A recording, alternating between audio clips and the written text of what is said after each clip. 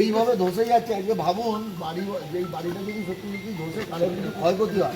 বাড়িটা কেনে বেরোতে পারিনি, বুঝতে আজকে পারছি। রাত্রির পরে ওইটুকু দিয়েছে, তাও তার আগে কিছু ছিল না। 3টে দিন বাইরে খেতে পারিনি, বেরোতে পারিনি। আপনাদের ধস নামবার একটাই বড় কারণ হচ্ছে আপনাদের যেটা স্যান্ড ফিলিংয়ের পয়সা নেন আর আপনারা মাঠ ফিলিং করেন, যার জন্য ধসটা বেশি হচ্ছে। আপনারা কেন স্যান্ড ফিলিং করছেন না? এরপর যত কাজ আছে কেএমডি, অন্তত চুচুড়া বিধানসভায় যেখানে স্যান্ড ফিলিং আছে, যদি স্যান্ড ফিলিং না হয় ওই মুহূর্তে আপনাদের সমস্ত কাজও ক্যান্সেল করিয়ে দেবো, 1 পয়সা আপনারা পেমেন্ট পাবেন না। Enjoy a weekend at Vedam, the paradise of peace. A home away from home.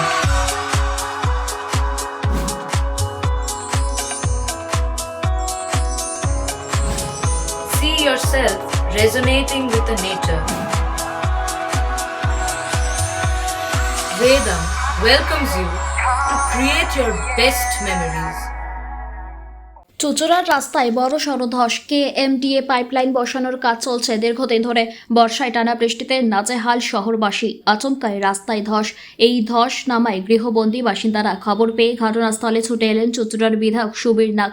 কেএমডিএর কাজে নিযুক্ত ঠিকাদারদের ইঞ্জিনিয়ারকে ধমক বিধায়কের। দ্রুত কাজ শেষ না করলে ব্ল্যাকলিস্টেড করে দেওয়া হবে হুঁশিয়ারি দেন বিধায়ক।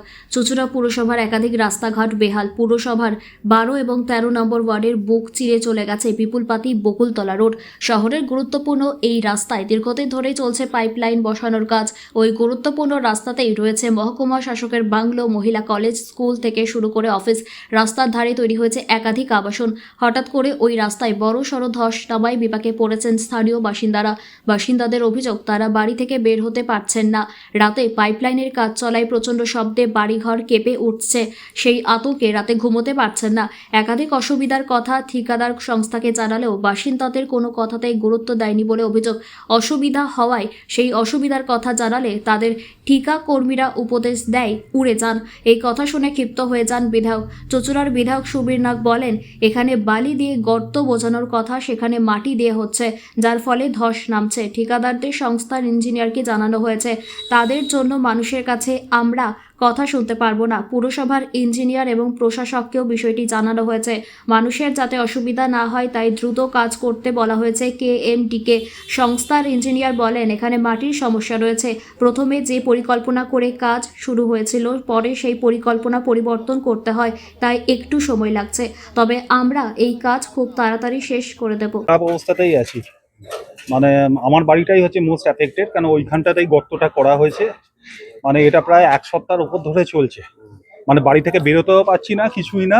যতবার বলছি যে কি প্লেট ফেট বা দিন, কোনো নেই। তাই এই বালি কালকে বিশেষ করে বলেছে যে কাল সকালে বালি আসবে, বালি ভরবে, তাহলে আমরা বেরোতে পারবো। রাত্রির অবধি হয়নি, মাঝরাত্রিরে জাস্ট এখন আপনারা দেখলেন, এখন অন্তত বেরোবার মতো অবস্থা একটা করে দিয়েছে।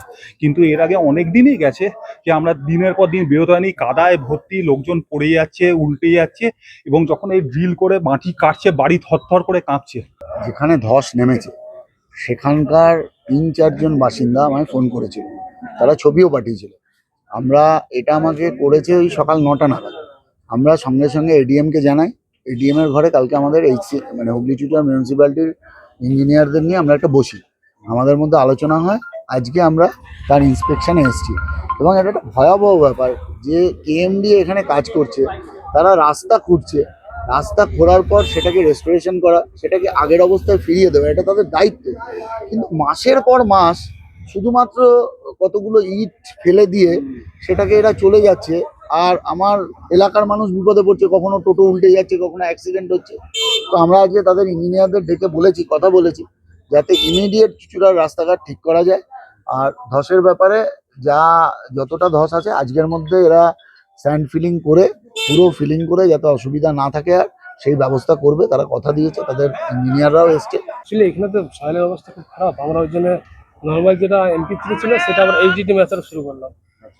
এইচডিটি মেথড শুরু করার পর কাজটা তো একটু টাইম লাগছে। বর্ষা নেমে গেছে। বর্ষা নেমে গেছে, তো এলাকার বাসিন্দাদের খুব দুর্ভোগ হচ্ছে। দেখছি তাদের যতটা সম্ভব চেষ্টা করছি।